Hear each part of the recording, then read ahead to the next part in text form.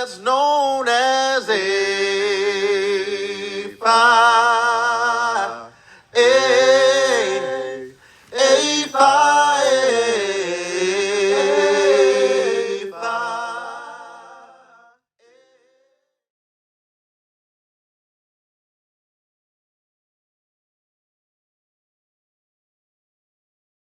Today we are in the home of one of our charter members, Brother Chester Johnson. Sir, for the record, can you please state your name? Chester F. Johnson.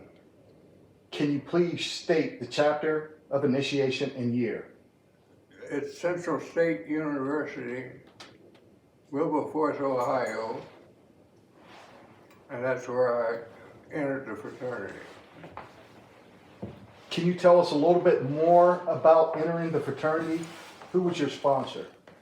Well, I didn't really have a sponsor at the time. When I went to the university, I ended up working in the office of the president of the university. And who was that president? Wesley, Dr. Wesley. Dr. Charles H. Wesley? Yes, he was the president of the university. And he asked me one day, which one of the fraternities are you going to pledge to?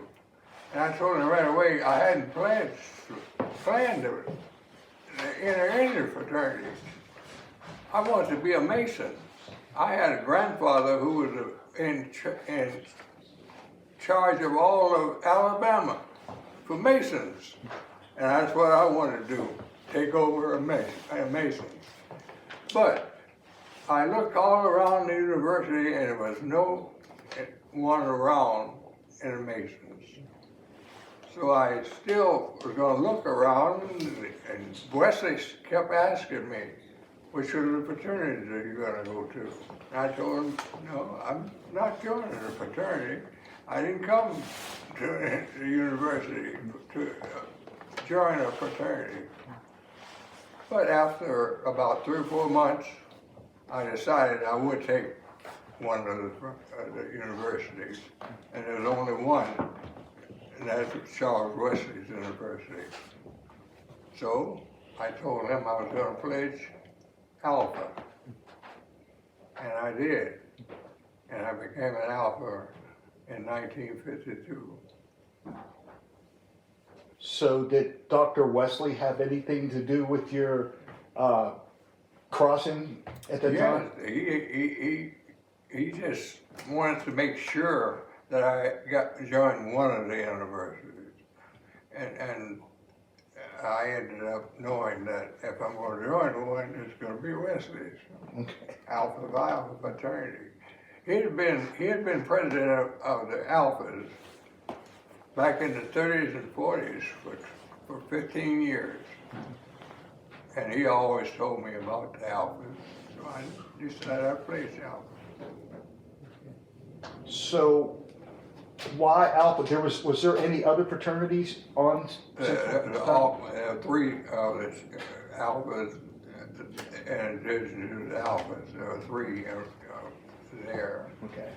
And I looked at all three of them and decided that the best was Alpha. Okay. And I played. Do you remember any of your line brothers? How many were on your line, or? We had 22. 22? Yeah, brothers that pledged when I played. Did they all cross at the same time, or? All crossed at the same time. It was real important.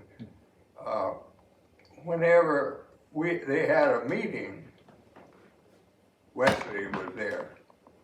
Okay. And he stayed at the meeting. He told me, whenever you have a meeting, I'll be at the meeting. Because I want to make sure they don't do anything that they shouldn't do. And that's the way it went until I pledged. Right. Wesley, if they had something, Wesley had me there. And he came there. Okay. So while you were in college, did you belong to any committees? Were you a president, or were you a vice president, or secretary? Well, I ended up president of the Alpha there on the campus. Okay. Yeah. Any other experience you'd like to share while you were at Central? Well, it sure was, because when I first went to the university, I had planned to go to Central State. I was going to Ohio State. That's the biggest college in the state of Ohio. And that's where I was going to go. And one of my buddies one day told me, have you looked at Central State University? I told him, I didn't know about Central State University. He said, well, you ought to go out and look at it. So I went down and looked at it, and boy, I am telling you, there were more beautiful girls on that campus than I'd ever seen. So I said, I'm not going to Ohio State. Right. I'm going right here to Central State University. So was that a HBCU at the time, or is it still an HBCU? It's still an HBCU. So there were 3 colleges right there in that area? Two. Two? Two. Okay. And they both were HBCUs? Yes. Okay. All right. Wow, that's very interesting. So did Dr. Wesley shape you in any way to prepare you for what was coming after you graduated from college? Well, he had something. I stayed in contact with him even after I got out of college. So I worked with him for 4 years I was there, and I enjoyed what I was doing at the point in time when I joined the U.S. I joined the Army in 1957 after I graduated from Central State. Okay. I went to, it was an ROTC, and you sort of had to, they help you with your finances, and you had to give them 3 years after you got out of college. So I went right out of college, and I had a reason for going to work, where I went after I got out of college. I went to, they asked me one day, where do you want to go? And I said, where's the closest university? Closest military. And they said, there's one in Kentucky. You want to go there? And I told them, yes, that's where I want to go. Okay. And so I got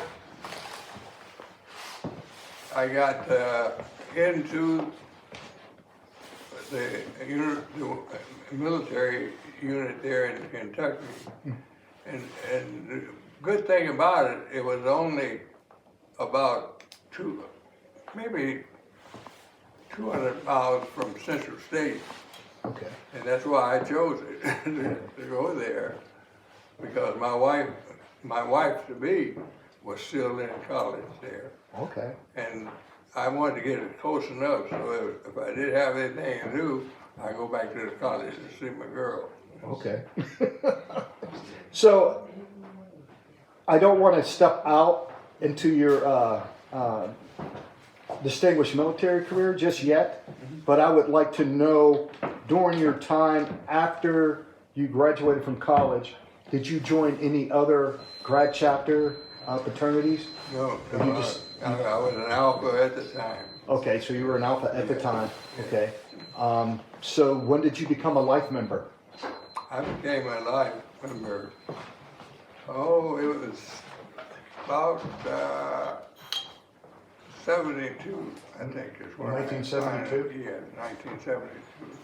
Okay. I decided I would join the life member, become a life member of Alpha, and I've been a life member ever since. Okay.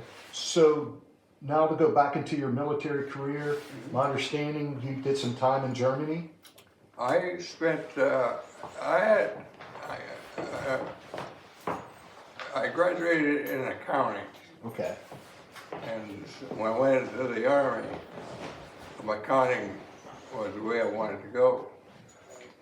And when I went to Europe, I went to a Army finance office there in Germany.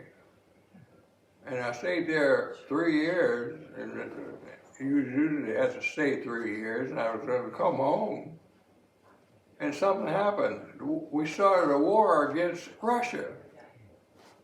And we had the biggest unit over there, so we provided most of the support where they were, they had it in from Germany, Russia, and they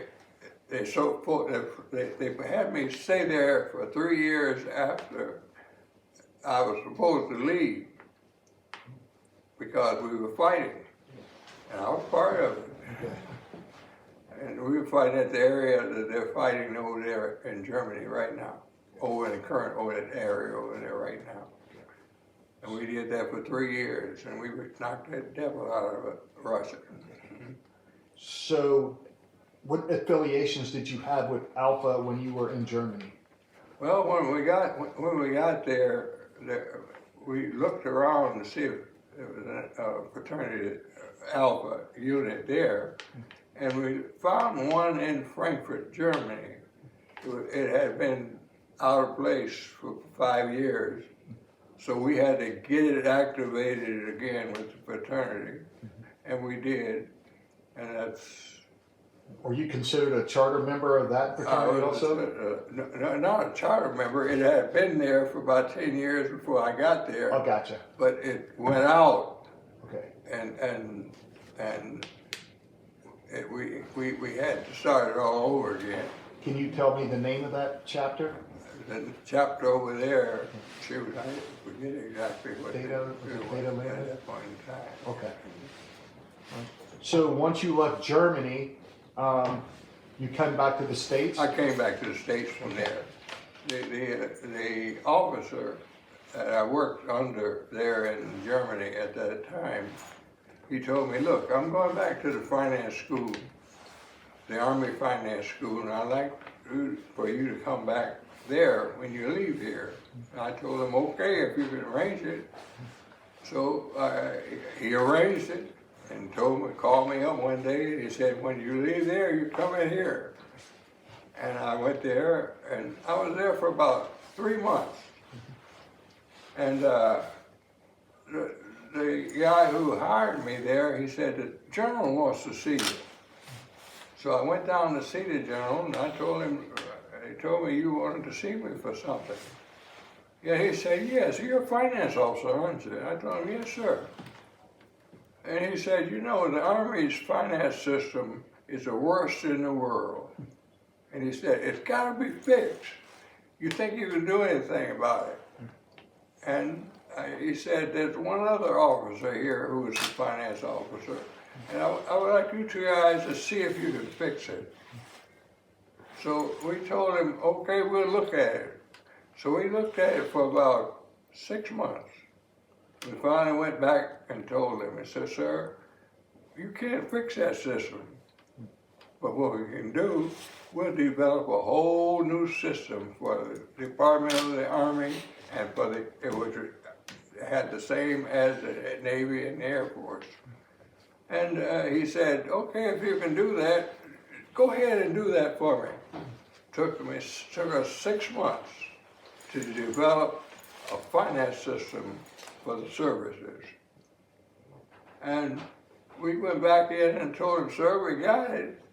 He said, now we got to get the approval of the Navy and the Air Force. So we had to come back into D.C.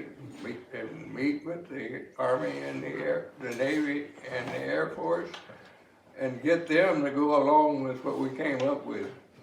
And they both agreed that, hey, this system that you guys have come up with is a hell of a lot better than what we had. And they agreed. So we had no problem. We just developed a new system for the department, which crossed all services, Army, Navy, and Air Force. And we published it, got it approved, and it became the Army's, the services finance system. And it just so happened, I went overseas again and then back to D.C. and I stopped in the finance office here in D.C. and I asked him, could you tell me how you guys are having finance now? He said, yes, I can show it to you. He went back and brought out a book and put it in front of me I looked at him and said, I wrote that damn book you're reading. He said, if you have any trouble, call me and I'll tell you how to fix it. And then the Army made a trip for me after I retired from the Army.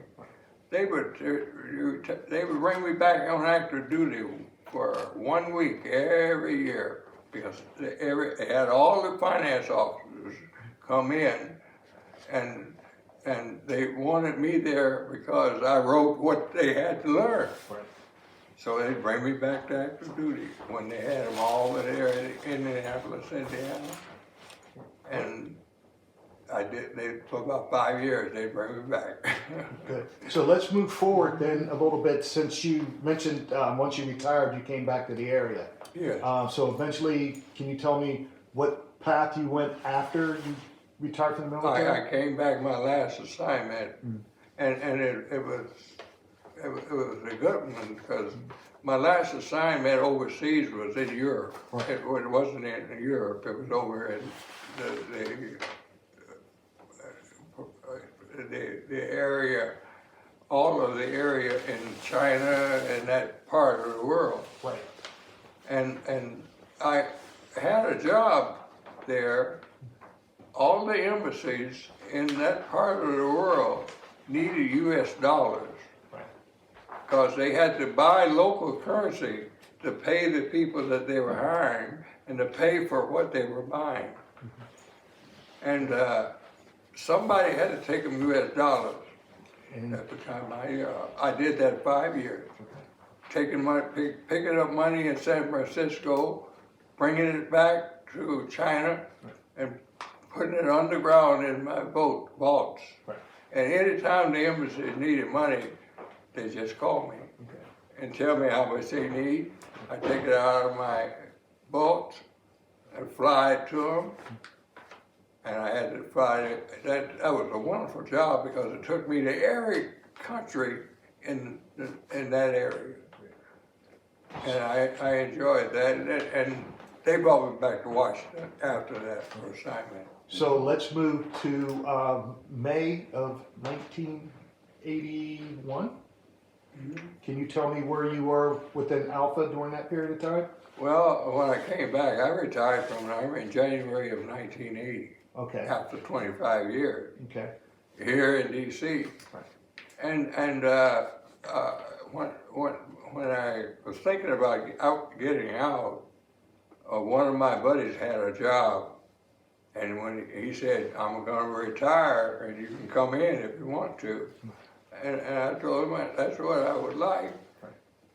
So he called me, he talked to his folks and Amtrak, the railroad company. Right. And they sent me an offer. And I told them the offer that they sent me wasn't very good. Right. It was about a little bit lower than I was getting from the Army. So I told them I can't take that. So I told them, no, I can't come here to your place.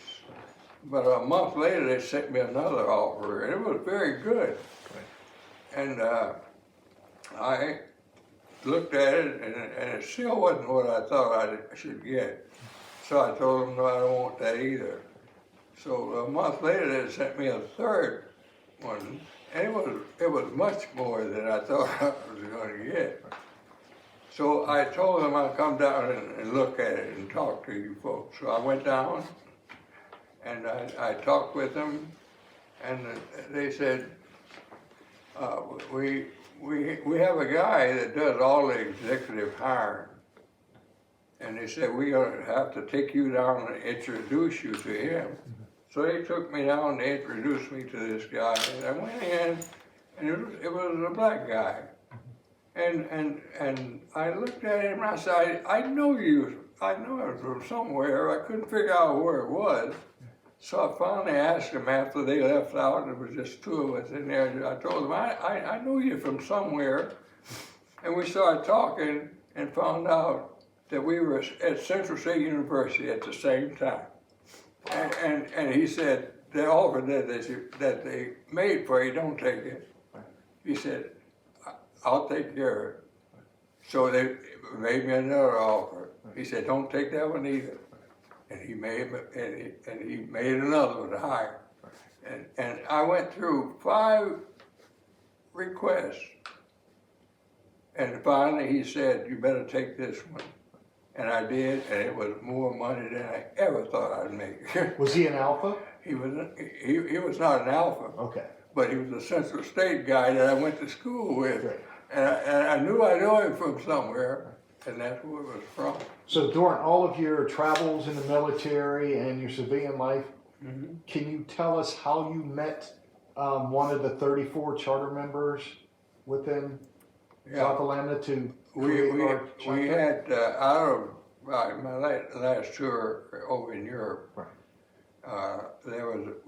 we had the chapter, and there was about 14 of the alphas that were rotated back to DC at the same time. And we got here and we looked at the chapters that were around here, and we said, they're not doing what we want to do. So we decided that we'd start a new chapter. And we ended up with 34 guys. So what is it that you 14 originally wanted to do that the other chapters worked with? Well, we wanted to do more for the eternity, more for the people where we were living, and to help them if we could. Okay. So we wanted to do things that the other chapters were not doing, helping folks in the communities. So during that process, I know there was a lot of meetings and a lot of struggles within. Was there anything that discouraged anybody to be a charter member? No. So everybody came to consensus? We knew what we wanted to do, and we did it. So after the charter was established, and did you hold any offices within the chapter? Not in the big office. Okay. I took care of things that needed to be done. Okay. Yeah. And you're still doing that to this day, correct? Still doing that today, yes. So, what advice would you give young members matriculating into Xi Alpha Lambda or coming into the fraternity itself? What type of advice would you give a young? What we try to do with the new guys coming in is assign them to these jobs that we had supporting the community. You know, our guys are involved from the ocean all the way back to the west side of Virginia, and then almost to Baltimore and to Richmond. So we were scattered all over the place, and we would be doing things at different locations where we had guys in the chapter. So what was your biggest challenge as a brother, and how did you overcome it? Well, I never had too much trouble because I started the one over in Europe, and I was the reason we started the one here. Okay. Yeah, so I had come up with ways to do some of the things that we wanted to do to help the communities where we live. Okay. Now I'm going to give you the opportunity, Brother Johnson. Is there anything else you would like to share about Alpha that we did not discuss? Well, probably becoming an Alpha, a member of the fraternity for that point in time, I had to establish quite a things that had to be done for the fraternity, and I did a lot of things helping the fraternity back there during that time frame, and mainly because of Wesley. Yeah, Wesley had left Central State and was here in DC, and he passed while I was over in Europe, and I flew back to his service here. Would you like to expound a little bit more on some of the things that you've seen over the years in Alpha that has changed for the better, for the worse? What do you think the way the fraternity's headed now? Well, you have to understand that the guy that was doing the most of the fraternity was Wesley. Right. During that time frame, and I was in the military at the time, all over the world. Right. So I didn't have a lot to do with the chapter of the fraternity at that point in time until I got here and we created the chapter that we created. And now it was 34 of us, and now we're up at about 300 in the chapter. Did you expect the chapter to grow this large? To be one of the largest chapters in Alpha? Never thought it would. Now it's the second largest fraternity chapter in the fraternity. How's that make you feel? It makes me feel good, because what happens now when the headquarters in Baltimore is doing anything and making any changes, they come down to our chapter. Say, we want to do this or we want to do that. You guys got any problem with it? And we can tell them yes or no. So that gave us a chance to control a lot of what the fraternity was doing. I'm going to try to bring a little bit of memory back to you now, Brother Johnson. What I'd like to do is present you a copy of the 40-year anniversary booklet that our chapter president, Brother Jason Calhoun, Dr. Jason Calhoun, put together. And I'm going to see if any of these names can jot your memory here. And there's a picture of all you chapter charter members. Okay. If you can expound on some of those brothers there. Of course, I knew all of these guys quite well. Right. Because we worked in developing whatever the chapter was doing here.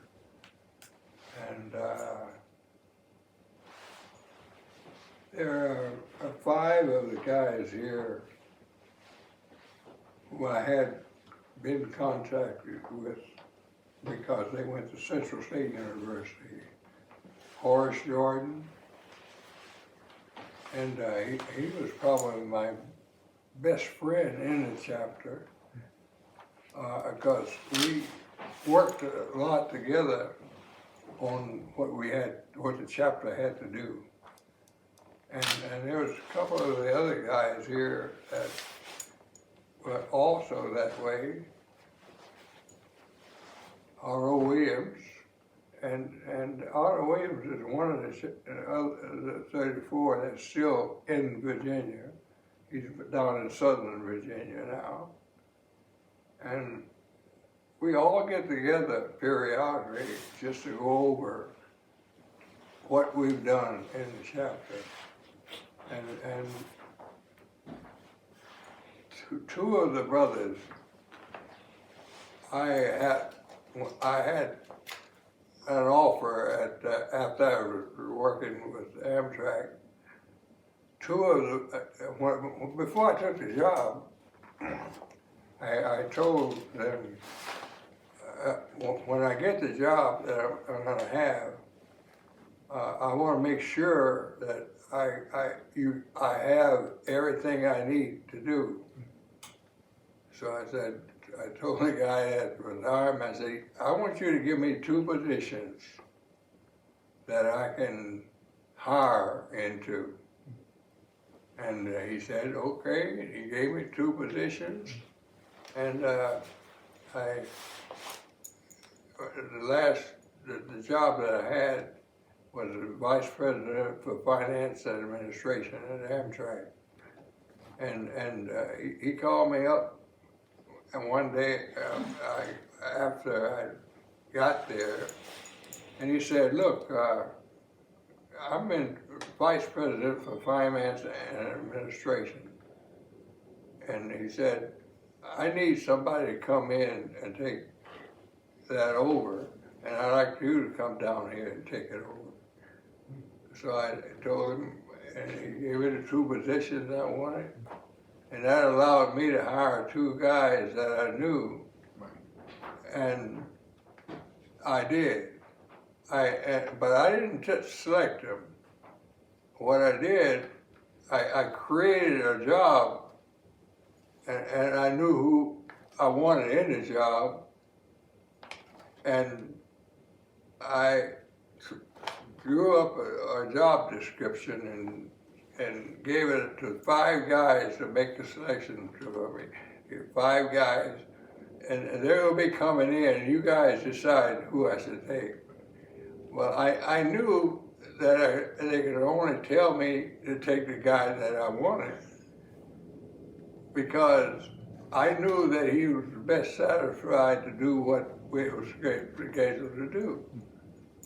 And so I took one and hired Horace Jordan, who was in this chapter, to come in. He was a colonel also at the time.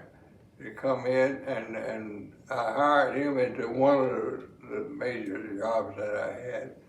And the other one was Roscoe Swan. He's in this chapter. And Roscoe was also a colonel that I'd served with in the Army. And I was able to write a position description for the other major job that I was responsible for. And I did the same thing. I had 5 guys look at it and come up with what they would recommend. And I knew who they were going to recommend was Swan. And that's exactly what happened. They came back and said, you ought to take Mr. Johnson. And I did. And I created a position for him. So I had 2 guys that were responsible for what I had to do. And I told them, you guys do the jobs, and if you have trouble, then come back to me and I'll take care of it for you. And I was able to do that. And those 2 guys worked for me as long as I was still at Amtrak at the time. Wow. And they're no longer with us, both of them. There's one more question I'd like to ask here. Okay. You are a legend to some of us younger Alphas, and my understanding is you have not, until recent, missed a general convention. Is that correct? Oh, I haven't gone to a convention for a while. Right. For this reason. Yes, sir. Okay. I understand that. Yeah. In there, I used to go to them all the time. Right. Did you ever meet any of the jewels during your time? Well, no, I didn't. No. Okay. I knew all the officers who were at the convention. Right. Okay. Yeah, in there. Okay. So, ending our interview, like I said, you are somewhat of a legend to me, and the reason that is because I know you sponsored a lot of Alphas in your career and throughout Alpha. And I will be doing an interview later with one of the Alphas that you sponsored, who's going to be interviewing next, who's a chartered line member, as per se, and that's Brother Ray Body. Okay. And this is where the legacy starts at right here for me, is because I'm glad to be in this room because you sponsored Ray, and you and Ray sponsored me, so I would like to get a photo of all 3 of us together.